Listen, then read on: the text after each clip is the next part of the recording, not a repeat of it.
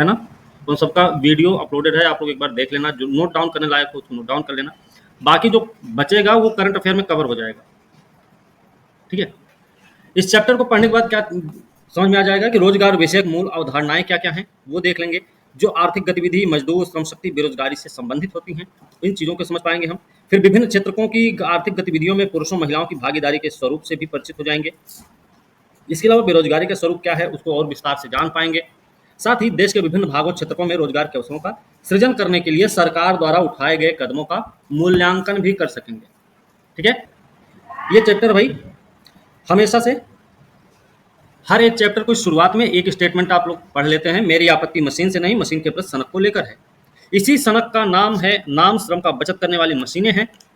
हम उस सीमा तक श्रम की बचत करते जाएंगे जब तक कि हजारों लोग बेरोजगार होकर भूखे मरने के लिए सड़कों पर नहीं फेंक दिए जाते।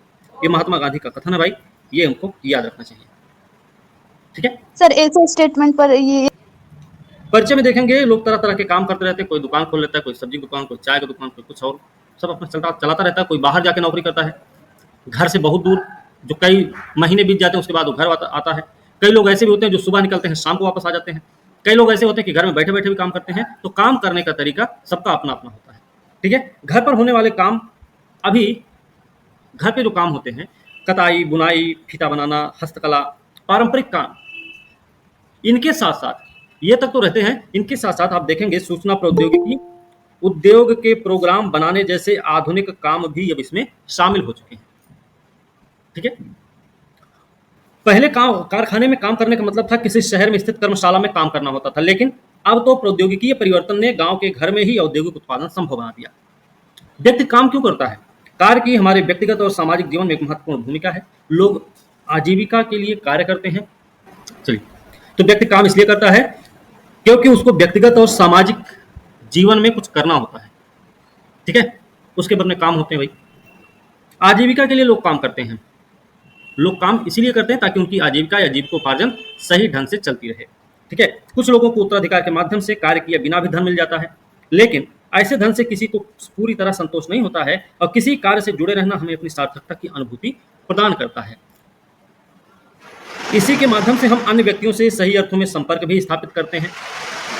प्रत्येक कार्यरत व्यक्ति सक्रिय रूप से राष्ट्रीय आय में योगदान करता है। प्रत्येक कार्यरत व्यक्ति सक्रिय रूप से राष्ट्रीय आय में योगदान करता है, ठीक है? काम करने का एक जो काम करने का अर्थ क्या होता है? काम करने का अर्थ बोल सकते हैं कि जीविकोपार्जन का एक साधन हो जाता है। दूसरी चीज ये भी आप याद रखना कि सही अर्थों में संपर्क स्थापित करना, अन्य व्यक्तियों से सही अर्थों में संपर्क भी स्थापित हो सकता है। इसी के माध्यम से वह विभिन्न आर्थिक क्रियाओं में भाग लेकर देश के आर्थिक विकास में हिस्सेदार बनता है। यही सही अर्थों में आजीविका उपार्जन है। आजीविका उपार्जन का सही अर्थ क्या है कि कोई भी व्यक्ति जो कार्यरत है, जो काम करने वाला है, जो अपना मतलब नौकरी चाकरी कर रहा होगा, वो क्या करता है? देश के आर्थिक विकास में हिस्सेदार भी बनता है और इसी को हम आजीविका उपार्जन बोलते हैं। हम केवल अपने लिए काम नहीं करते, अपने ऊपर निर्भर व्यक्तियों की आवश्यकताओं को पूरा करने के लिए कार्य करके भी उपलब्धि का अनुभव कर लेते हैं, ठीक है? कार्य के इसी महत्व को समझकर महात्मा गांधी ने शिक्षा, हस्तकला सहित विभिन्न प्रकार के कामों के माध्यम से प्रशिक्षण पर बल दिया है। गांधी जो प्रशिक्षण पर बल देते हैं, महात्मा गांधी जो प्रशिक्षण पर बल देते हैं, वो क्यों देते हैं? वो शिक्षा और हस्तकलाओं के साथ साथ विभिन्न प्रकार के कामों के माध्यम से वो जिस प्रकार के प्रशिक्षण की बात करते हैं, उनके कहने का मतलब ये है कि वो काम प्रशिक्षण ऐसे नहीं कि बैठा के कोई वो कराए, ट्रेनिंग कराए, कुछ काम करते रहना चाहिए, ठीक है? काम भी चलता रहेगा, सीखता भी रहेगा। कार्य कर रहे व्यक्तियों के अध्ययन से हमें देश में रोजगार की प्रकृति और गुणवत्ता के विषय में गहरी अंतर्दृष्टि प्राप्त होती है। इससे हमें अपनी मानवीय संसाधनों को जानने और उनके उपयुक्त प्रयोग की योजनाएं बनाने में भी सहायता मिलती है। इससे विभिन्न उद्योगों और क्षेत्रों के राष्ट्रीय आय में योगदान का विश्लेषण करने में भी सहायता मिलती है। ये समाज के सीमांत वर्गों, बाल श्रमिकों आदि के शोषण की समस्याओं का निदान करने में भी सहायक सिद्ध हो सकते हैं। अब यहाँ पे बात करेंगे श्रमिक और रोजगार। कौन श्रमिक है, किसको रोजगार कहेंगे? रोजगार क्या है? हमने आप लोगों को कल 3 प्रकार के रोजगार की बात बोली थी। 3 प्रकार का रोजगार कौन कौन सा बताया था हमने? तो श्रमिक कौन है? श्रमिक और रोजगार, ध्यान रखना, सभी श्रमिकों को रोजगार परक नहीं कह सकते, ठीक? रोजगार क्या है, श्रमिक कौन होता है? जब एक किसान खेत में काम करता है तो वह खाद्यान्न और उद्योगों के लिए कच्चे माल का उत्पादन करता है। कपास ही कपड़े के कारखानों, विद्युत करघों में कपड़े का रूप धारण कर लेता है। गाड़ियां सामान को एक स्थान से दूसरे स्थान तक पहुंचाती हैं। हम जानते हैं कि किसी देश में एक वर्ष में उत्पादित सभी वस्तुओं और सेवाओं का कुल मौद्रिक मूल्य सकल घरेलू उत्पाद कहलाता है ना? जीडीपी क्या है? यही तो है जीडीपी। किसी देश की भौगोलिक सीमा के अंदर एक विशेष समय में उत्पादित किए गए वस्तुओं और सेवाओं का अंतिम मौद्रिक मूल्य होता है जीडीपी। और जीडीपी, सॉरी, जो भौगोलिक सीमा है, भौगोलिक सीमा में कंफ्यूजन भी होता है बहुत ज्यादा। भौगोलिक सीमा क्या होती भाई?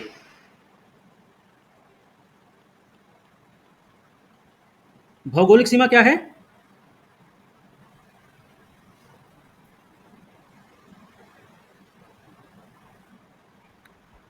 भारत की भौगोलिक सीमा यही इतनी होनी चाहिए। भारत की भौगोलिक सीमा इतनी ही होनी चाहिए ना? जी सर। यस लेकिन जी गलत है, सर। गलत है ये। भारत की भौगोलिक सीमा ये तो है, ये है पूरा पूरा, ये पूरी तो है। इसके साथ साथ भारत का आदमी अमेरिका भी गया, यूरोप भी गया, अरब कंट्री गया, अफ्रीका गया, यहाँ गया, वहां गया, इधर गया, उधर गया, सब जगह गया। भारत का कहीं सैन्य बेस भी बना होगा, भारत के दूतावास भी कहीं होंगे, भारत के कहीं वाणिज्य दूतावास होंगे, वो सब कुछ, यहां तक कि भारत का अंतरिक्ष क्षेत्र भी, ये सब कुछ भौगोलिक सीमा के अंतर्गत ही आते हैं। ध्यान रखना, बात समझे? बड़ा कॉन्सेप्ट है, जीडीपी है ये। अगर आप यहीं पे जीएनपी की जब बात करने लगेंगे तो जीएनपी में क्या हो जाएगा? अब देखिए, एक चीज और याद रखना, हमने इस जीडीपी में किसी भारत के नागरिक की बात नहीं की है। हमने ये बोला है देश की भौगोलिक सीमा में। देश की भौगोलिक सीमा में मतलब देश की भौगोलिक सीमा में रहने वाले सभी लोगों के द्वारा, चाहे अमेरिका का व्यक्ति भी भारत में नौकरी कर रहा होगा, चाहे जापान का, चाहे रसिया का, चाहे Britain, Germany, Austria, France, Switzerland, किसी का भी, कनाडा, अफ्रीकी देश का, अगर व्यक्ति भारत में नौकरी कर रहा है या भारत की भौगोलिक सीमा के अंदर में नौकरी कर रहा है, मतलब मान लीजिए हमारा वाणिज्य दूतावास है, उसमें कोई अफ्रीकी देश का व्यक्ति है जो नौकरी कर रहा है हमारे यहाँ पे, हम उसको सैलरी देते हैं, उसकी भी कमाई को हम जीडीपी में जोड़ लेते हैं। बात समझ रहे हैं आप लोग? ध्यान जी सर। समझ में आ रहा है ना भाई? अब जीएनपी क्या है? ग्रॉस नेशनल प्रोडक्ट, सकल राष्ट्रीय उत्पाद। बात राष्ट्र की हो रही है, ठीक है? राष्ट्र की हो रही है, मतलब यहां पर भारत के नागरिक शब्द का प्रयोग होगा। भारत के नागरिकों द्वारा देश की भौगोलिक सीमा के अंदर, सॉरी, देश के नागरिकों द्वारा देश की भौगोलिक सीमा के अंदर एक वर्ष के या एक वित्तीय वर्ष के दौरान उत्पादित अंतिम वस्तुओं और सेवाओं का कुल मौद्रिक मूल्य जीएनपी कहलाता है। अगर आप इस तरीके से नहीं, आपके सामने ऑप्शन आता है तो आप एक ऑप्शन दूसरा भी आता है, वो ये है कि किसी देश की भौगोलिक सीमा में रहने वाले सभी लोगों द्वारा उत्पादित अंतिम वस्तुओं और सेवाओं का मूल्य माइनस विदेशी नागरिकों द्वारा उत्पादित वस्तुओं और सेवाओं का मूल्य बराबर होता है जीएनपी के। बात समझे? या फिर हम देश के नागरिकों द्वारा उत्पादित वस्तु सेवाओं का मूल्य बना दें, या फिर हम सभी के द्वारा उत्पादित वस्तु सेवा का मूल्य बना के जो विदेशी नागरिक हैं उनके द्वारा जो उत्पादन उसको माइनस कर देंगे, जीएनपी प्राप्त हो जाएगा। यहीं पर एक होता है मतलब सर सकल घरेलू उत्पाद। हमें निर्यात के लिए मूल्य प्राप्त होता है, आयात का मूल्य हमें चुकाना पड़ता है। हम देखते हैं कि देश का निवल अर्जन धनात्मक हो सकता है। निवल अर्जन हमारा धनात्मक कब हो सकता है? कि जब निर्यात का मूल्य आयात की अपेक्षा अधिक रहेगा। बात समझे? हम निर्यात ज्यादा करें, आयात कम करें तो हमारा क्या हो जाएगा? निवल अर्जन धनात्मक होगा। अगर हमारा आयात ज्यादा निर्यात कम होगा तो क्या हो जाएगा? वही चीज हमारा ऋणात्मक भी हो सकता है, ठीक है? या फिर जीरो हो सकता है। आयात और निर्यात दोनों बराबर ही रहेंगे तो जीरो हो जाएगा। तो हमको क्या पता चला कि निवल अर्जन, किसी भी देश का जो निवल अर्जन होता है क्या हो सकता है? वो धनात्मक भी हो सकता है, ऋणात्मक भी हो सकता है और जीरो भी हो सकता है, शून्य भी हो सकता है। ठीक सर है? निवल अर्जन क्या हुआ? सर आयात ज्यादा करेंगे और निर्यात कम करेंगे, हाँ, तो तब ये फिर ऋणात्मक उसमें भी सर माइनस ही होगा। बिल्कुल होगा। आयात माइनस निर्यात कर देंगे अगर निर्यात ज्यादा करेंगे तो सर? निर्यात ज्यादा करेंगे आयात तो कम। धनात्मक होगा हमारा निवल अर्जन। अच्छा, मतलब धनात्मक और ऋणात्मक धनात्मक में भी हो दोनों सकता दिख है। रहा है। तो हमारा जो निवल अर्जन, निवल मतलब होता है नेट, और नेट मतलब होता है शुद्ध। यहाँ नेट मतलब जाल नहीं है, नेट मतलब यहाँ शुद्ध है, इसी शुद्ध को हम निवल भी बोलते हैं। मतलब निर्यात ज्यादा किया, 100 रुपए का निर्यात किए, 60 रुपए का आयात किए थे, तो कितना बचा उसमें, फायदा कितना हुआ, 40 रुपए, वो हमारा निवल हो गया। निवल अर्जन हमारा क्या हुआ, धनात्मक हो गया। आयात हमने 100 रुपए किया, 50 रुपए का निर्यात या 70 रुपए का निर्यात कर दिया, तो 30 रुपए क्या हुआ हमारा निवल अर्जन ऋणात्मक हो गया। आयात हमने 100 का किया, 100 का निर्यात भी कर दिया, तो 100 माइनस 100 क्या होगा, 0 हो गया, तो निवल अर्जन हमारा क्या हुआ, 0 हो गया। ठीक है, तो निवल तो अर्जन जो होता है धनात्मक ऋणात्मक कुछ भी हो सकता है। कुछ भी हो सकता है। तो देश, किसी भी देश का निवल अर्जन धनात्मक भी हो सकता है, ऋणात्मक भी हो सकता है, और 0 मतलब शून्य भी हो सकता है। ठीक है, सकल राष्ट्रीय उत्पाद में योगदान देने वाले सभी क्रियाकलापों को हम आर्थिक क्रिया बोलते हैं। आर्थिक क्रियाएं क्या होती हैं, इस पे पेपर प्रश्न पूछा भी गया है, हमें पता होना चाहिए आर्थिक क्रियाएं क्या है। वह सभी व्यक्ति जो आर्थिक क्रियाओं से संलग्न होते हैं वो कहलाते हैं श्रमिक। वह सभी व्यक्ति जो आर्थिक क्रियाओं से संलग्न होते हैं उन्हें हम श्रमिक कहते हैं, चाहे वो उच्च या निम्न किसी भी स्तर पर कार्य कर रहे होंगे, वो सब श्रमिक हैं। यदि इनमें से कुछ लोग बीमारी, जख्म होने आदि शारीरिक कष्ट, खराब मौसम, त्योहार, सामाजिक धार्मिक उत्सव के कारण अस्थायी रूप से काम पर नहीं आ पाते, तो भी उन्हें श्रमिक ही माना जाता है। रखनी है कि बीमारी, जख्म होने, शारीरिक कष्ट, खराब मौसम, त्योहार, सामाजिक धार्मिक उत्सव के कारण अस्थायी रूप से जो काम पर नहीं आ पाते हैं उन्हें भी श्रमिक ही माना जाता है। इन कामों में लगे मुख्य श्रमिकों की सहायता करने वालों को भी श्रमिक ही मानते हैं। मिस्त्री, जो कारीगर लगा हुआ, कारीगर के साथ एक लेबर भी लगा होता है ना। कारीगर क्या करता है, अपना कन्नी बसुला लेकर तैयार रहता है, ईंटा ऊंटा जोड़ता रहता है, उसके साथ एक मजदूर लगा होता है जो मसाला उठा उठा के उसको देता रहता है। वो भी क्या है, वो भी एक श्रमिक है। ठीक है ना, ठीक भाई। चलो, आमतौर पर हम ऐसा सोचते हैं कि जिन्हें काम के बदले नियोक्ता द्वारा कुछ भुगतान किया जाता है उन्हें हम श्रमिक कहते हैं। एक स्टेटमेंट ये भी हमको याद रखना चाहिए कि जिन्हें काम के बदले नियोक्ता द्वारा कुछ भुगतान किया जाता है उन्हें श्रमिक कहा जाता है। बात सही है, ऐसा नहीं है। जो व्यक्ति स्वनियोजित होते हैं वे भी श्रमिक ही होते हैं। अरे भाई, कोई अपनी चाय की दुकान खोल लिया है तो क्या वो श्रमिक नहीं है? किसी ने पान की दुकान खोल लिया तो अपना श्रमिक नहीं है? सब्जी की दुकान खोला, सब्जी ठेलिया लगा लिया तो श्रमिक नहीं है? श्रमिक वो भी है। कोई अपना रिक्शा चला रहा है, अपना ऑटो चला रहा है, वो भी श्रमिक ही है। किसी दूसरे से चलवा रहा है तो वो तो श्रमिक है जो ड्राइवर है, लेकिन अगर मालिक खुद चला रहा है तो वो भी श्रमिक ही रहेगा। अपने खेत में काम कर रहे हैं तो वो भी श्रमिक ही है, भले उसको मजदूरी नहीं दे रहे हैं, मेहनत कर रहे हैं ना भाई, श्रम बचा रहे हैं, रुपया बचा या रहे तो सर हम लोग पढ़ रहे हैं तो हम लोग भी तो श्रमिक ही हुए, मेहनत कर रहे हैं सर। हैं। नहीं, पढ़वा नहीं रही हो ना। या सर आप पढ़ा रहे हैं? अब जैसे हम पढ़ा रहे हैं तो हम इसलिए पढ़ा रहे हैं ना कि ताकि किसी और को कुछ न देना पड़े, है ना, यही होगा आप लोगों के विचार में। लेकिन अगर किसी को, तो हम भी तो एक श्रमिक ही हुए ना भाई, आप लोगों के लिए हम भी एक श्रमिक हैं। अगर हम मान लीजिए किसी दो चार को रख लें, भाई ये काम करेंगे, तो हम उनको पेमेंट भी करेंगे, जिसको पेमेंट करेंगे वो भी श्रमिक होंगे। ये हमारा अपना काम है, हम अपना काम कर रहे हैं, हम भी लेकिन श्रमिक ही की श्रेणी में ही आएंगे। बात समझे? भारत में रोजगार की प्रकृति बहुमुखी है। भारत में रोजगार की प्रकृति बहुमुखी है। कुछ लोगों को वर्ष भर रोजगार प्राप्त होता है तो कुछ लोगों को वर्ष में कुछ महीने ही रोजगार मिलते हैं। अधिकांश मजदूरों को अपने कार्य की उचित मजदूरी नहीं मिल पाती है। वैसे श्रमिकों की संख्या का अनुमान लगाते समय जितने भी व्यक्ति आर्थिक कार्य में लगे होते हैं उन सबको रोजगार में लगे लोगों की श्रेणी में शामिल किया जाता है। ठीक है, आप विभिन्न आर्थिक क्रियाओं में लगे व्यक्तियों की संख्या जानने को उत्सुक होंगे। 2011-12 में भारत की कुल श्रम शक्ति का आकार 473 मिलियन आंका गया था। क्योंकि देश के अधिकांश लोग ग्रामीण क्षेत्रों में निवास करते हैं, इसीलिए ग्रामीण श्रम बल का अनुपात भी शहरी श्रम बल से कहीं अधिक है। ठीक है, इन 473 मिलियन श्रमिकों में 3/4 श्रमिक ग्रामीण हैं। भारत में श्रम शक्ति में पुरुषों की बहुलता है। भारत में जो श्रम शक्ति है उसमें पुरुषों की बहुलता है। श्रम बल में लगभग 70% पुरुष और शेष, जिसमें महिला और पुरुष बाल श्रमिकों को भी शामिल किया जाता है, महिलाएं।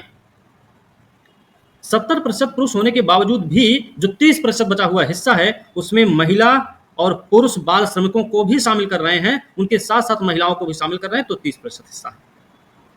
मतलब श्रम बल में महिलाओं की भागीदारी का मूल कारण क्या है? तो मूल कारण ये है, पहली बात देखो कि एक तो सामाजिक जो बुनावट है वो आपका रहेगा ही रहेगा। साथ ही साथ एक चीज और है कि माँ भी है, वो एक औरत है, महिला है तो माँ भी है, मजदूर है भले लेकिन माँ भी है वो,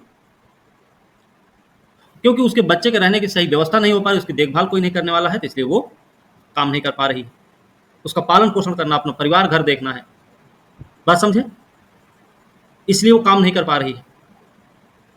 तो कई सारी चीजें हैं, सामाजिक बंधन उसके लिए रखे हुए हैं। चलो, ग्रामीण क्षेत्र में महिला श्रमिक कुल श्रम बल का 1/3 है। ग्रामीण क्षेत्र में जो महिला श्रमिक हैं वो कुल श्रम बल का 1/3, तो शहरों में केवल 20% महिलाएं ही श्रम बल में भागीदार पाई गई हैं। मतलब क्या है, ग्रामीण क्षेत्र में महिला श्रम दल सॉरी ग्रामीण क्षेत्रों में महिला श्रम बल की भागीदारी शहरी क्षेत्र की अपेक्षा अधिक है। महिलाएं खाना बनाती हैं, पानी लाना, ईंधन बीनना, साथ में खेत में काम करना, ये सारे काम महिलाएं करती हैं, क्योंकि शहर में पानी लाने का काम है नहीं, ईंधन बीनने का काम है नहीं, खाना बनाने का काम है, खेत वाला काम है नहीं। तो काम क्या बचा उनके पास? खाना बनाना, घर में रहना, कपड़ा चौका बर्तन, झाड़ू पोछा, छोड़ो, ठीक है। खेतों में भी काम करती है महिला, ग्रामीण क्षेत्र की महिलाएं। उन्हें नकद या अनाज के रूप में मजदूरी नहीं मिलती, कितने ही मामलों में तो कुछ भी भुगतान नहीं किया जाता है। आपके घर में जो महिला, पत्नी, बहन, बेटी जो भी है खाना बना रही है, कौन सा उसका पिता या उसका भाई या उसका पति उसको बोलता है कि आज आपने खाना बहुत बढ़िया बनाया, आज आपको टिप दे रहे हैं 5,000 रुपये। अच्छा लीजिए, आज का खाना ये हिसाब है, कौन करता है ऐसा? नकद या अनाज के रूप में मजदूरी नहीं मिलती, कितने ही मामलों में तो कुछ भी भुगतान नहीं किया जाता है। इसी कारण इन महिलाओं को श्रमिक वर्ग में भी शामिल नहीं किया जाता है। अर्थशास्त्रियों का आग्रह है कि इन महिलाओं को भी श्रमिक ही माना जाना चाहिए। उनको भुगतान नहीं किया जाता है, इसलिए उन्हें श्रमिक नहीं माना जाता है। श्रमिक उनको माना जाता है कि जिनको भुगतान किया जाता है। घर में जो काम करने वाली महिला हैं, जो काम कर रही, खाना बना रहे, चौका बर्तन कर रही, लकड़ी बीन रही, पानी भर रही हैं, खेत में साथ में काम कर रही हैं, उनके काम को काम नहीं, वो श्रमिक नहीं है। ऐसा क्यों? तो फिर क्या है सर वो? अगर उसका पेमेंट उनको मिल रहा है तो वो श्रमिक है। अरे आपके घर में मम्मी खाना बनाती है, उनको पैसा देता है कोई? पापा भैया आपको पैसा देते हैं मम्मी को? या तुम खाना बनाते हो, पैसा मिलता है तुम्हें? नहीं सर। कि पापा बोलते हैं लो महीना तुम्हारा कंप्लीट हो गया, लो सैलरी 5,000 रुपये रखो अपनी, ऐसा तो होता नहीं। तो वो आपका काम नहीं है, आप श्रमिक नहीं हो। लेकिन अर्थशास्त्रियों का कहना है कि इनको भी श्रमिकों की श्रेणी में रखना चाहिए। लोगों की रोजगार में भागीदारी, लोगों की रोजगार में भागीदारी, श्रमिक जनसंख्या अनुपात जिसका प्रयोग देश में रोजगार की स्थिति के विश्लेषण के लिए सूचक के रूप में किया जाता है, यह जानने में सहायक है कि जनसंख्या का कितना अनुपात वस्तुओं सेवाओं के उत्पादन में सक्रिय रूप से योगदान दे रहा है। श्रमिक जनसंख्या अनुपात, श्रमिक जनसंख्या अनुपात एक माध्यम है कि जनसंख्या में वस्तुओं और सेवाओं के उत्पादन में सक्रिय रूप से योगदान देने वाले लोगों की संख्या की गणना करना। उनकी गणना ऐसे हो सकती है कि मान लीजिए 100 लोग हैं, 100 में से 70 श्रमिक हैं, तो श्रमिक जनसंख्या अनुपात कितनी हुई? 70 की। अब ये श्रमिक जनसंख्या अनुपात भी क्या होगा ना, ये अलग अलग तरीके से देखें तो एक ये कर सकते हैं, जैसे 100 70, ये क्या है? ये श्रमिक हो गए, ये जनसंख्या हो गई, श्रमिक जनसंख्या का अनुपात ये हो गया।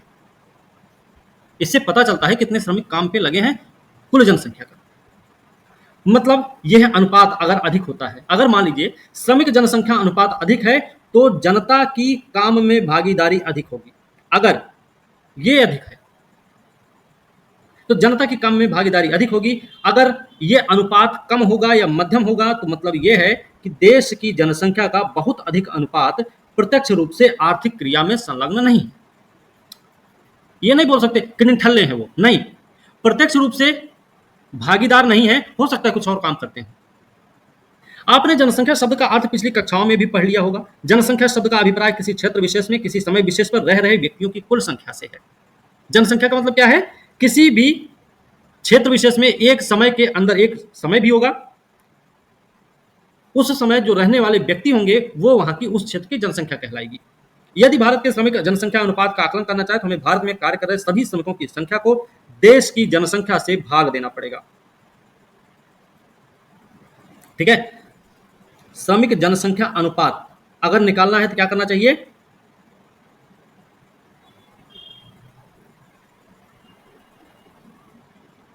श्रमिक की संख्या गुना 100 बटे जनसंख्या।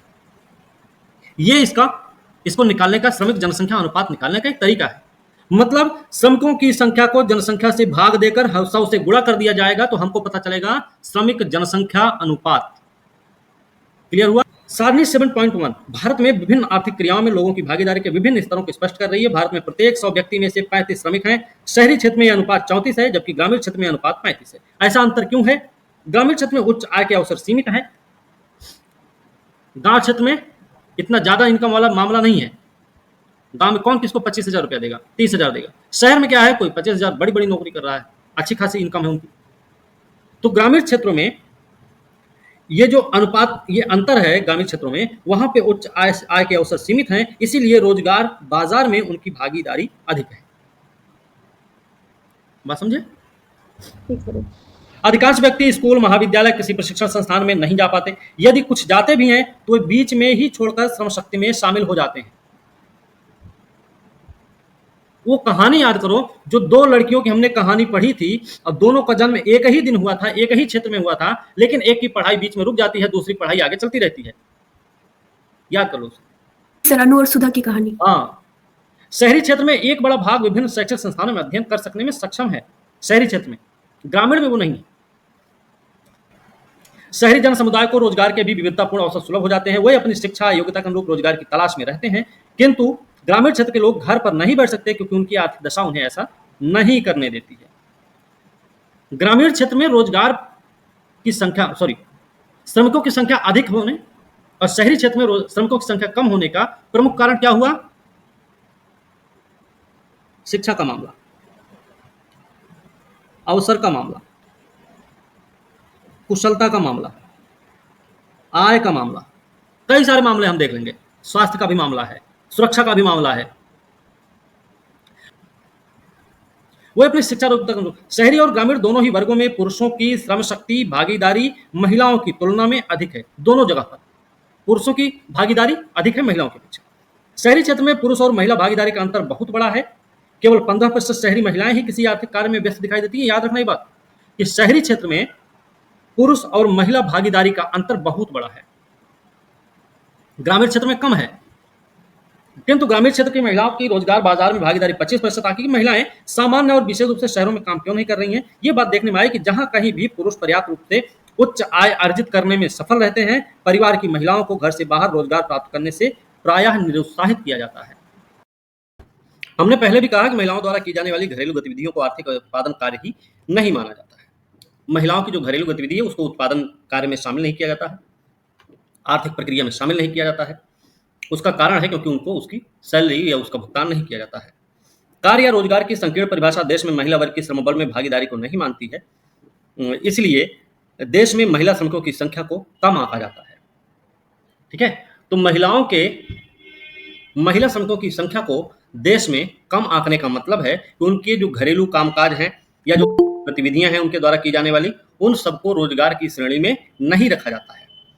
ठीक है, या फिर काम या रोजगार की परिभाषा में महिलाओं के द्वारा किए गए घरेलू गतिविधियों को शामिल नहीं किया जाता है, इसलिए महिला श्रमिकों की संख्या को कम आंका जाता है। ठीक है, जरा सोचकर देखिए कि घर के भीतर और खेतों में महिलाएं कितने ऐसे काम करती जिनका उन्हें भुगतान नहीं किया जाता, क्योंकि वो परिवार या खेतों के रखरखाव में निश्चित रूप से योगदान देती। क्या आपको नहीं लगता कि उनकी संख्या भी महिला श्रमिकों में सम्मिलित की जानी चाहिए?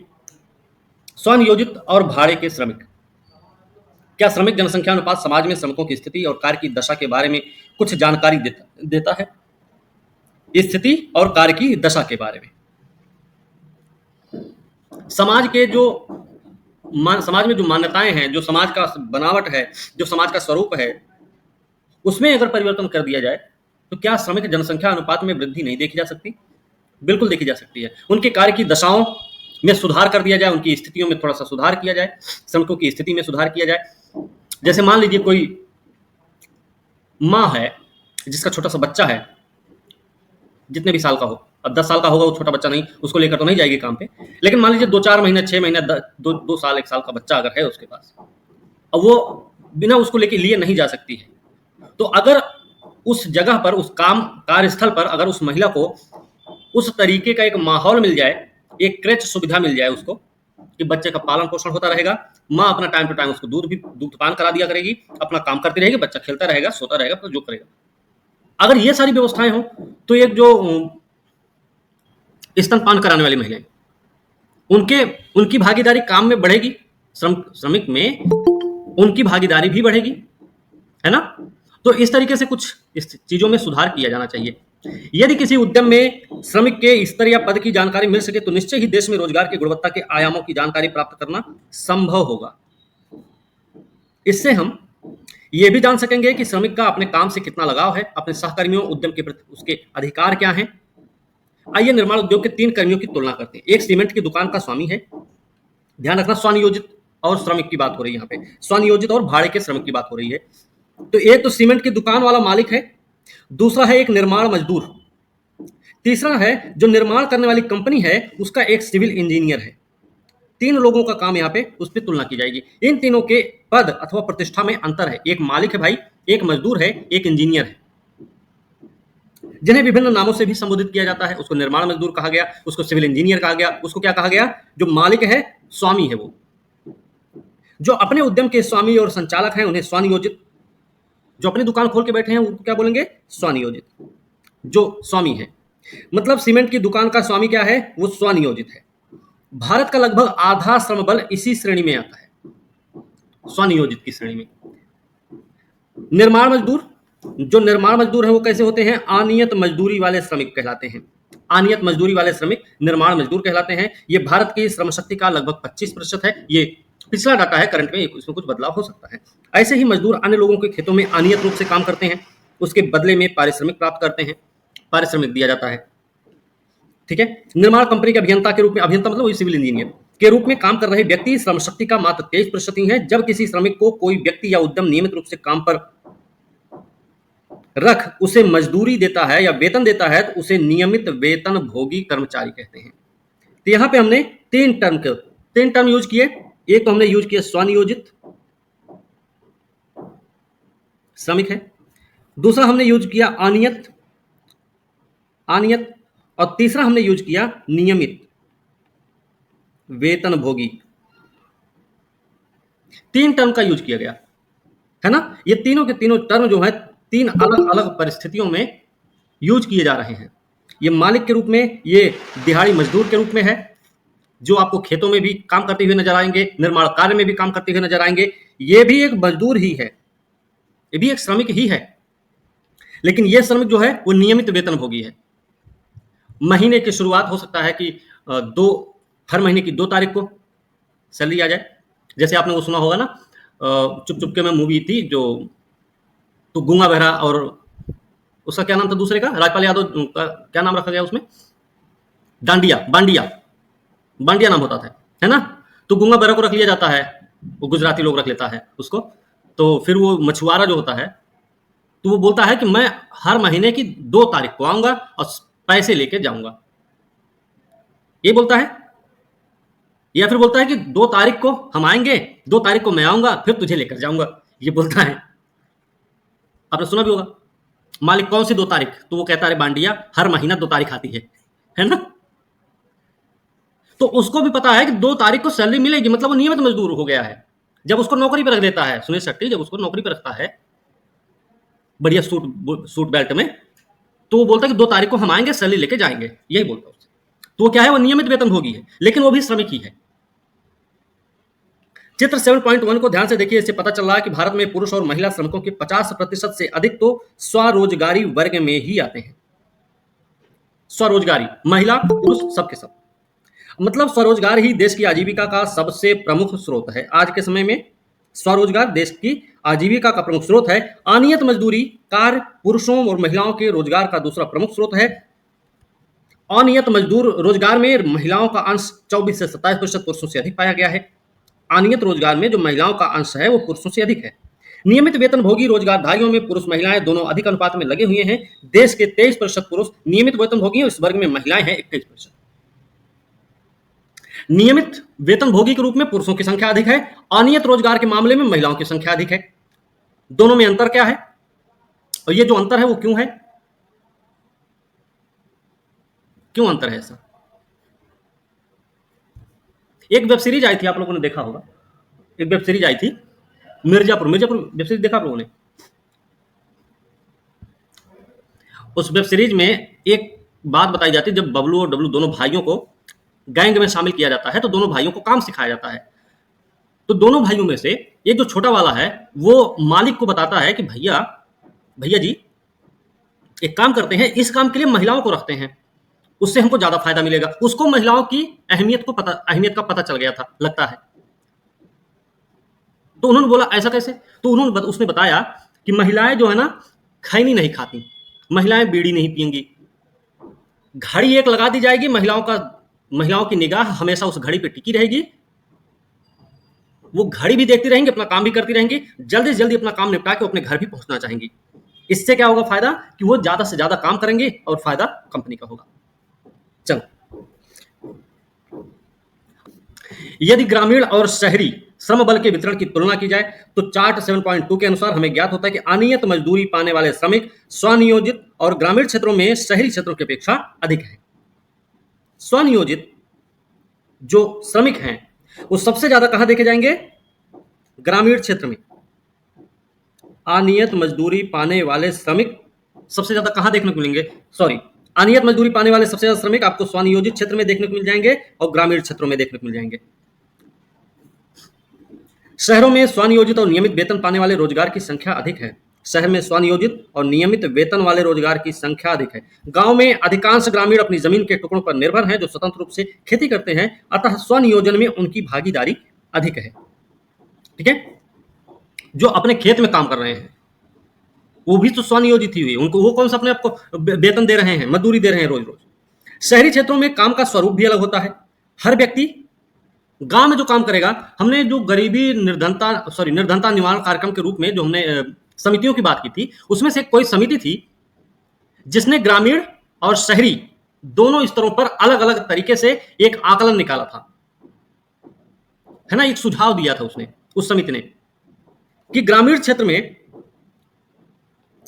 क्षेत्र में लोगों को जब लोगों की बात की तो वो कृषि क्षेत्र श्रमिकों की बात की उसने, है ना। और जब शहरी क्षेत्र में बात किया तो किसकी बात हुई? औद्योगिक क्षेत्र वाले। जाहिर सी बात ना, कृषि श्रमिक आपको सब ज्यादातर मिलेंगे कहां? ज्यादातर क्या, सबसे ज्यादा मिलेंगे यहीं ग्रामीण क्षेत्रों में। शहरों में क्या मिलेंगे? कारखाना वाले, दुकान वाले, कार्यालय संचालक। लेकिन सब लोग कारखाना वाले नहीं हो सकते, दुकानदार कारखाना, दुकान, कार्यालय का संचालक नहीं होता है। लेकिन ज्यादातर आपको क्या मिलेंगे? यही रूप, कारखाना वाले मिल जाएंगे, दुकानदार मिल जाएंगे, कार्यालय संचालक मिल जाएंगे, लेकिन प्रत्येक व्यक्ति नहीं होगा। इसके अतिरिक्त शहरी उद्यमों में नियमित रूप से श्रमिकों की आवश्यकता होती है। ठीक है, फर्म, कारखाना, कार्यालय में रोजगार। देश के आर्थिक विकास क्रम में श्रम शक्ति का कृषि अन्य संबंधित क्रियाकलापों से उद्योगों और सेवाओं की ओर प्रवाह होता है। कृषि का काम छोड़कर मजदूरी में लग जाएंगे, कृषि का काम छोड़कर कारखाना में चले जाएंगे, कृषि काम छोड़कर कोई कार्यालय ज्वाइन कर लेंगे, कृषि काम छोड़कर निर्माण कार्य ज्वाइन कर लेंगे। कृषि काम छोड़कर ही, कृषि से ही लोगों का प्रवाह होता है उद्योगों की तरफ, सेवाओं की तरफ। इसी प्रक्रिया में मजदूर ग्रामीण क्षेत्र से शहरों में प्रवासन करते हैं। धीरे धीरे उद्योग भी सकल रोजगार में अपना अंश खोने लगते हैं, क्योंकि सेवा क्षेत्र में बहुत तीव्र दर पर प्रसार होने लगता है। श्रम शक्ति के कार्य अनुसार और या उद्योगवार वितरण से रोजगार स्वरूप के परिवर्तन सहज ही स्पष्ट हो जाते हैं। ठीक है, ये कि एक बड़ी संख्या होती है जो ग्रामीण क्षेत्र से निकलकर शहरों की ओर पलायन कर जाती है। अब इतने सारे लोगों को रोजगार उद्योग से कहां मिल रहा है। ठीक है, सामान्यतः आर्थिक क्रियाओं को 8 विभिन्न औद्योगिक क्षेत्रों में बांटा जाता है। आर्थिक क्रियाओं को कितने भागों में बांटा गया? 8। कौन कौन से? कृषि, खनन उत्खनन, विनिर्माण, विद्युत, गैस जलापूर्ति, निर्माण कार्य, वाणिज्य, परिवहन, भंडारण, सेवा। ये 8 क्षेत्र हैं। सरलता के लिए सभी कार्य युक्त व्यक्तियों को 3 प्रमुख वर्गों में बांट सकते हैं। प्राथमिक में क्या आ जाएगा? कृषि और उससे संबंधित प्रक्रियाएं, है ना। कृषि और उससे संबंधित प्रक्रियाएं किसमें आती हैं? प्राथमिक क्षेत्र में। तो द्वितीयक में क्या आएंगी? प्राथमिक क्षेत्रक हो गया, का और खा समझ। द्वितीय क्षेत्रक में गा घा अंग्या, कौन कौन सा? निर्माण कार्य इसमें आता है, निर्माण कार्य आता है, विनिर्माण भी आएगा, विद्युत गैस और जलापूर्ति भी द्वितीय क्षेत्र में शामिल होते हैं। तृतीय क्षेत्र में फिर क्या आता है? तृतीय क्षेत्र जो कि सेवा क्षेत्रक है, इसमें शेष 3 उपवर्ग को रखा जाता है। अब अगर देखिए प्राथमिक क्षेत्रक, द्वितीयक और तृतीयक, एक और क्षेत्रक की बात होने लगती है धीरे धीरे, चतुर्थक क्षेत्र। चतुर्थक क्षेत्र किसको कहते हैं? ये तीसरे, हाँ बोलिए क्या है? जिसमें सर ज्ञान कुशलता उसमें विनिर्माण किया जाता है, उसमें चौथे वाले में आ जाता है। ठीक है, ज्ञान कौशल से संबंधित है। बिल्कुल, ये तीसरे वाले का अपडेटेड वर्जन है। भाई मान लीजिए गाड़ी जा रही है, स्टीयरिंग अपने आप तो चल नहीं रही, कोई आदमी बैठा हुआ उसमें, आदमी जो बैठा हुआ है ऐसे नहीं चला जा रहा आंख बंद करके, वो दिमाग का यूज भी कर रहा अपना, कि लेफ्ट घूमना है कि राइट घूमना है, सीधे जाना है कि ब्रेक मारना है, गियर बदलना है कि नहीं बदलना है, कहाँ रेड लाइट है कहाँ ग्रीन लाइट है, वो सब कुछ का ध्यान रख रहा है। तो अपने माइंड का भी यूज कर रहा है। वो क्या है? वो चौथे क्षेत्र में आ गया, माइंड, ज्ञान कुशलता का यूज हो रहा है। ठीक है, एक काम करिए, प्राथमिक, द्वितीयक और तृतीयक क्षेत्रक में शामिल प्रमुख गतिविधियां जरूर लिख लीजिए। प्राथमिक क्षेत्र क्या है? प्राकृतिक संसाधनों को उत्पाद के रूप में प्रयोग किया जाता है। प्राकृतिक संसाधनों को उत्पाद के रूप में प्रयोग किया जाता है। अगर बोला जाए तो प्राथमिक क्षेत्रक में प्राकृतिक क्षेत्रों का लेखांकन किया जाता है। क्या क्या शामिल है इसमें? कृषि और संबद्ध क्षेत्र, कृषि संबद्ध क्षेत्र, संबद्ध क्षेत्र, वन, वानिकी, वनोत्पाद, मत्स्य पालन भी इसी में आएगा, खनन उत्खनन भी इसी में आएगा।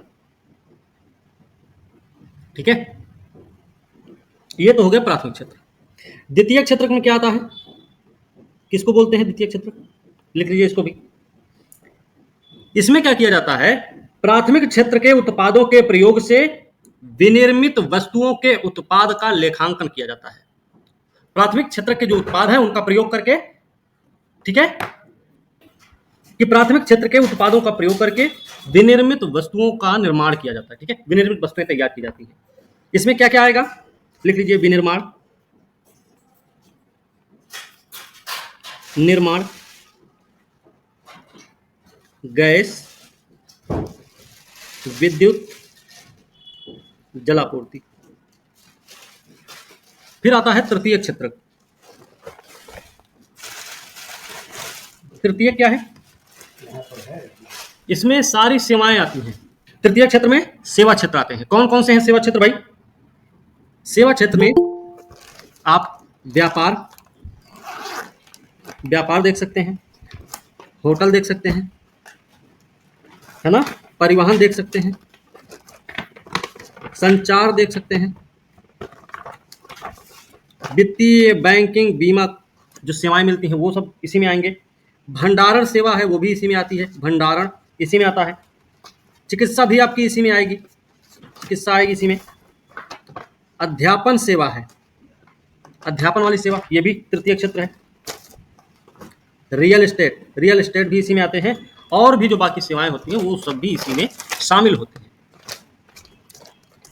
एक जो अपडेटेड वर्जन है चतुर्थक क्षेत्र। चतुर्थक का मतलब है ये तृतीय क्षेत्र का एक उन्नत रूप है। ठीक है, तृतीय क्षेत्र का ही उन्नत रूप है। ये ज्ञान क्षेत्र से संबंधित है, ज्ञान से संबंधित है। इनकी तकनीकी कौशल लिखना चाहे तो इसमें लिख सकते हैं। ज्ञान संबंधी सेवाएं शामिल होती हैं। भाई कोई कंप्यूटर चला रहा है, मतलब उसकी अंगुली भी चल रही है, उसका दिमाग भी चल रहा है, उसकी आंख भी चल रही है, मतलब वो देख देख के काम कर रहा, नहीं जी सर। तो वो क्या है? वो चतुर्थक क्षेत्र है। लिखना चाहे लिख लीजिए, विशेषीकृत ज्ञान, तकनीकी कौशल, प्रबंधकीय कौशल, प्रबंधकीय कौशल, विश्लेषणात्मक समझ। ठीक है, ये सब आते हैं चतुर्थक क्षेत्र में। इसमें आप देखेंगे तो इसमें म्यूचुअल फंड प्रबंधक जो होता है, पोर्टफोलियो प्रबंधक है, कर प्रबंधक है, सांख्यिकीविद कोई है, सॉफ्टवेयर इंजीनियर है, सॉफ्टवेयर डेवलपर है, शोध अनुसंधानकर्ता भी है। ये सब के सब जो सेवाएं हैं, इन सब की जो सेवाएं होती हैं वो सब चतुर्थक क्षेत्रक में आती हैं। ठीक है, और याद रखना सरकार जो ये जो अर्थव्यवस्था का वर्गीकरण है, किसी भी अर्थव्यवस्था, हम भारतीय अर्थव्यवस्था की बात नहीं कर रहे हैं, अर्थव्यवस्था की बात कर रहे हैं। अर्थव्यवस्थाओं का जो वर्गीकरण है ना, वो कई आधारों पर किया जाता है। ठीक है, तो ये बात भी हमें याद रखनी है। कहीं आप देखेंगे सरकार की भूमिका के आधार पर, कहीं आप देखेंगे विकास की अवस्था के आधार पे, कहीं आप देखेंगे विभिन्न क्षेत्रों की भूमिका के आधार पे, कहीं आप देखेंगे शेष विश्व के साथ जो व्यापारिक संबंध है उनके आधार पर भी अर्थव्यवस्था का वर्गीकरण किया जाता है अलग अलग क्षेत्रों में। अच्छा, सरकार की भूमिका के आधार पर अगर अर्थव्यवस्था का वर्गीकरण किया जाए तो उसमें कितने प्रकार होते हैं? 3 प्रकार, पूंजीवादी, समाजवादी और मिश्रितवादी। बात समझे? अगर विकासवादी अर्थव्यवस्था के आधार पर वर्गीकरण किया जाए तो क्या होगा? विकासवादी, विकास की अवस्था के आधार पे, तो विकसित, विकासशील और अल्प विकसित, है ना? इस तरीके से संबंधों के आधार पे अगर देखा जाए, वैश्विक संबंधों के आधार पे, तो कोई होती है खुली अर्थव्यवस्था, कोई होती है बंद अर्थव्यवस्था। भारत की जो अर्थव्यवस्था थी वो 1990 तक, 1950 से 1990 तक जो अर्थव्यवस्था हमने पढ़ी है वो कैसी रही है? बंद अर्थव्यवस्था के रूप में रही है ना? ध्यान रखना, भारत में अधिकांश श्रमिकों के रोजगार का स्रोत प्राथमिक क्षेत्र ही है। ज्यादातर श्रमिक कहां पे रोजगार पा रहे हैं? प्राथमिक क्षेत्र में। हमने पहले वाले जो चैप्टर्स पढ़े हैं वो सब में हमने आपको बताया है कि समय जैसे जैसे बदलता गया वैसे वैसे उद्योग और सेवा क्षेत्र का योगदान बढ़ता चला गया जीडीपी में। कृषि क्षेत्र का जीडीपी में योगदान घटता चला गया, लेकिन रोजगार के मामले में आज भी कृषि क्षेत्र सबसे आगे है। सेवा क्षेत्र और उद्योग क्षेत्र उस स्पीड में रोजगार में वृद्धि नहीं कर सके, रोजगार सृजन में वृद्धि नहीं कर सके जिस हिसाब से उन्होंने जीडीपी में अपना योगदान बढ़ाया।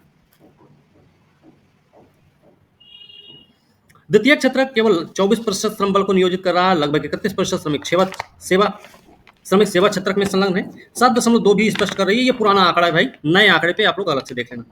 नया आंकड़ा अभी का करीब 17 से 18% योगदान है जीडीपी में कृषि का, और करीब 50 से 55% लोग लगे हैं कृषि में। ये नया आंकड़ा है, ठीक है ना? ठीक है, ये नया आंकड़ा नहीं, पुराना आंकड़ा, ये थोड़ा आप लोग देख लीजिएगा। ठीक है भाई, चलिए। यदि प्राथमिक क्षेत्र में पुरुष महिला दोनों ही प्रकार के श्रमिक संकेंद्रित हैं, पर वहां महिलाओं का संकेंद्रण बहुत अधिक है। प्राथमिक क्षेत्र में महिला पुरुष दोनों ही संकेंद्रित तो हैं, लेकिन महिलाओं का संकेंद्रण सबसे अधिक है पुरुषों के मामले में। इस प्राथमिक क्षेत्र में 57% महिलाएं कार्यरत हैं, जबकि इस क्षेत्र में काम कर रहे पुरुषों की संख्या आधे से कम है। मतलब प्राथमिक क्षेत्र में जितने भी श्रमिक लगे हुए हैं उसमें महिलाओं की संख्या अधिक है, 57%। पुरुषों को द्वितीय सेवा क्षेत्र दोनों में ही रोजगार के अवसर प्राप्त हो जाते हैं। समृद्धि और परिवर्तनशील संरचना, बार बार समृद्धि शब्द का प्रयोग किया जा रहा है। समृद्धि के बारे में आपको पता रहना चाहिए। याद रखना भाई, आर्थिक समृद्धि और आर्थिक विकास में अंतर क्या है, आर्थिक समृद्धि क्या होती है, आर्थिक समृद्धि का क्या प्रभाव होता है, आर्थिक समृद्धि से क्या क्या हो सकता है, आर्थिक समृद्धि का सही यूज कब किया जा सकता है, सही यूज कैसे किया जा सकता है, सारी चीजें आपको पता होनी चाहिए। समृद्धि और परिवर्तनशील रोजगार संरचना, अध्याय 2 और 3 में विस्तार से नियोजन रणनीतियों के बारे में हम सबने पढ़ा। हम सबने 12 पंचवर्षीय योजना के बारे में अच्छे से पढ़ रखा है। उनके उद्देश्य, उनके लक्ष्य, उनके जो योजनाकार रहे हैं, उनके मॉडल, उनके सिद्धांत क्या रहे हैं, उन सबके बारे में हमने पढ़ रखा है। यहां हम केवल 2 विकास सूचकों पर विचार करेंगे। एक तो है रोजगार समृद्धि और दूसरा है सकल घरेलू उत्पाद। लगभग 70 वर्षों से चल रहे योजनाबद्ध विकास का ध्येय राष्ट्रीय उत्पाद रोजगार में वृद्धि के माध्यम से अर्थव्यवस्था का प्रसार रहा है। जो योजनाबद्ध विकास चलाया जा रहा है पिछले 70 सालों से, उसका मुख्य लक्ष्य है, मुख्य उद्देश्य यही है कि राष्ट्रीय उत्पाद और रोजगार में वृद्धि, इन दोनों के माध्यम से अर्थव्यवस्था का प्रसार होता रहे। 1960 से 2010 की अवधि में भारत में सकल घरेलू उत्पाद में सकारात्मक वृद्धि हुई। ये ऐसे भी आंकड़े दिए जाते हैं, ये हमको याद रखने पड़ेंगे। और यह समृद्धि दर रोजगार वृद्धि दर से अधिक रही है। ये जो समृद्धि दर रही, रोजगार वृद्धि दर से अधिक भी रही है। समृद्धि दर का जो संबंध है वो किससे है? किसी देश की जीडीपी से है। हम ये बात पहले भी पढ़ चुके हैं, है ना? जीडीपी में वृद्धि समृद्धि, किसी देश की समृद्धि दर उस देश की जीडीपी के वृद्धि दर को इंगित करती है।